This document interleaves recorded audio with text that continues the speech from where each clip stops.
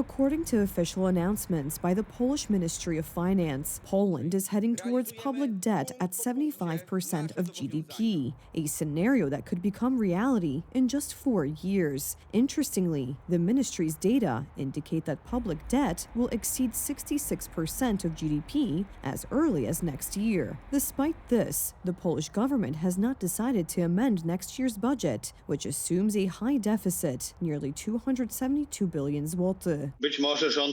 Perhaps the government is counting on the fact that in 2 years, when the budget situation will be really bad, there may be a different government in power, because in 2 years, we will have parliamentary elections, and perhaps there is already an idea to push this debt onto the next ruling team. The data indicate that the constitutional debt threshold may be exceeded next year. Meanwhile, the Polish government is not activating the mechanisms for protecting public finances provided for in the Polish constitution, because the methodology it has adopted underestimates the projected debt for next year by about 12.5%. Gdy uchwalano konstytucję i wprowadzono tam celowo When the constitution was passed and a public debt limit of 60% of GDP was deliberately introduced, the intention was not to use legal and statistical tricks to underestimate this public debt. If the Polish Minister of Finance talks about full transparency of public debt and public spending, why not report the entire public debt? The government's statistical maneuvers understate the value of the debt, but its repayment will still fall on the public. The debt has increased by over 800 billion in 3 years. In the entire 8 years of Law and Justice's rule, we did not accumulate as much debt as they did, ladies and gentlemen, in 3 years. If public debt had not grown uncontrollably and its servicing had been cheaper, the economy could have grown faster. We would have had more funds to support entrepreneurship, innovation, science, and security. We would also have been prepared for potential crises. co będzie, jeśli na świecie What will happen if interest rates rise globally? What will happen if Poland's credibility and the risk of buying Polish bonds increase? Then the costs of borrowing, repayment, and rolling over public debt will rise, and we will have even less money for current expenses. These funds are already lacking. This translates into a catastrophic situation in the healthcare system, which was supposed to undergo a revolution under the current government. These problems will disappear as if by magic. The opposition points out that at the end of its term in office, Law and Justice left approximately 26 billion zloty in Poland's National Health Fund reserve. The current situation of the fund, caused by the dire state of public finances, is completely different. Today, the Polish National Health Fund's reserve is much smaller, literally at the level of a few billion, 2 to 3. But we also hear about situations where there are moments when the National Health Fund has no financial resources at all. The reserve is one thing, but currently the Polish National Health Fund is short 14 billion zloty. Poland is drowning in debt. The healthcare service is in collapse. Fortunately, culture is flourishing in Poland under Tusk. For example, in Busko-Zdrój, the Polish Ministry of Culture financed a sculpture in public space for independence. Donald Tusk promised Poland 100 concrete measures. A red-naked woman for 300,000 zloty in a park in Busko undoubtedly also shows Poles a few concrete measures. But it is not clear whether these are the concrete measures that those who voted for Donald Tusk had in mind. Meanwhile, the Polish Minister of Finance talks with unwavering enthusiasm about the growing economy, and in his imagination, he can perhaps already see the streets and squares of cities decorated with monuments and avenues bearing his name. Chce pan przejść do historii? Do you want to go down in history? Of course, I think everyone has that dream. But do you want to go down in history as the one who led to a historic increase in debt? Coraz trudniej będzie funkcjonować. It will be increasingly difficult for the Polish economy to function, increasingly difficult to obtain money from abroad, and the Minister of Finance is pleased with himself. This is a picture of a government that really does not know what to do. It does not know how to deal with this. If Poland's coalition government does not take immediate corrective action, its budgetary policy will go down in history. However, it will be remembered as an example of incompetence.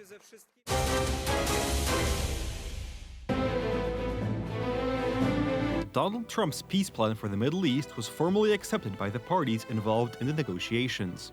The ceremony, attended by more than 20 world leaders, took place in Egypt, where talks between Israel and Hamas have been ongoing in recent days. Although the first step has been taken, the road to real peace remains long. 900 tons of food and medicine are on their way to Gaza. This is the best evidence of a significant change in the situation in the Middle East. A Turkish ship set sail this morning as part of an international humanitarian mission. These images show the needs of those who are returning en masse to cities destroyed by war. Without international aid, the Palestinians will not be able to cope. We appreciate all efforts, whatever they may be, from every country, President Donald Trump, anyone. We thank all the countries that contributed to ending the war. Many thanks to them. Trump's name often crops up when discussing peace in the Middle East. The peace summit in Egypt was a demonstration of the power of American diplomacy. A symbolic moment, this handshake, with the president of the Palestinian Authority.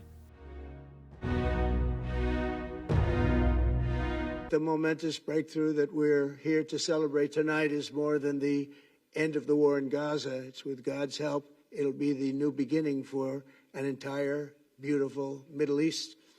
From this moment forward, we can build a region that's strong and stable and prosperous and united in rejecting the path of terror. However, analysts emphasize that it is unclear at this point how the implementation of the peace plan will proceed. Israel has accepted Trump's proposal in its entirety, while Hamas wants to negotiate some of its provisions. My worry, though, is that this looks like it's not much more than a hostage release and prisoner release and a temporary ceasefire that's uncertain, and maybe a lot of praying for something more that's dependent centrally on President Trump. The offer is to rebuild Gaza, multi-billion-dollar investments in virtually every aspect of life, from clearing rubble to building homes, schools, hospitals, power plants, and industrial facilities. We intend to organize a conference on early recovery, reconstruction, and development, which will be a continuation of our plan to end the war in the Gaza Strip. This will provide Palestinians with the means to live on their own land and give them hope, because peace is only complete when a hand is extended for reconstruction after destruction. Despite the large international representation in Egypt, Poland was absent. The government and the president's office are still passing the buck between themselves. But regardless of who could have been there, the fact is that the Hungarian prime minister stood alongside the Italian prime minister, the German chancellor, and the Norwegian prime minister. This is all symbolic, of course, but it also sends a signal about who may be considered in the future distribution of contracts for investments in the reconstruction of the Gaza Strip. However, everyone is aware the biggest problem will inevitably be the attempt to end Hamas's activities. According to the US president's plan, militants who surrender their weapons will receive amnesty and the option to either remain in Gaza or leave freely. Considering this recording of the execution of alleged collaborators in Gaza, it is difficult to imagine that terrorists would agree to voluntary disarmament.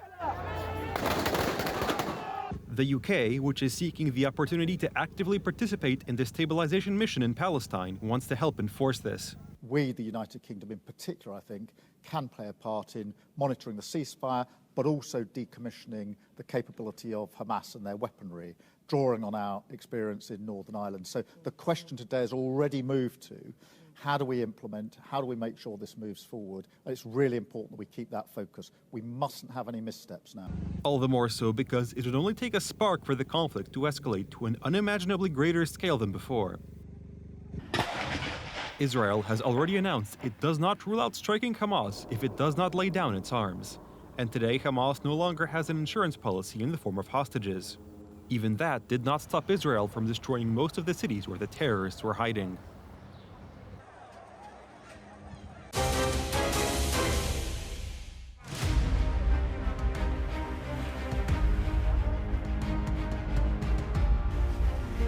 Today, the Russian army targeted a residential area and a hospital in Kharkiv, northeastern Ukraine. While people were sleeping, the Russians attacked with bombs and drones. This woman miraculously escaped with her life. Почало літати дуже гучно. I was awakened by a loud bang.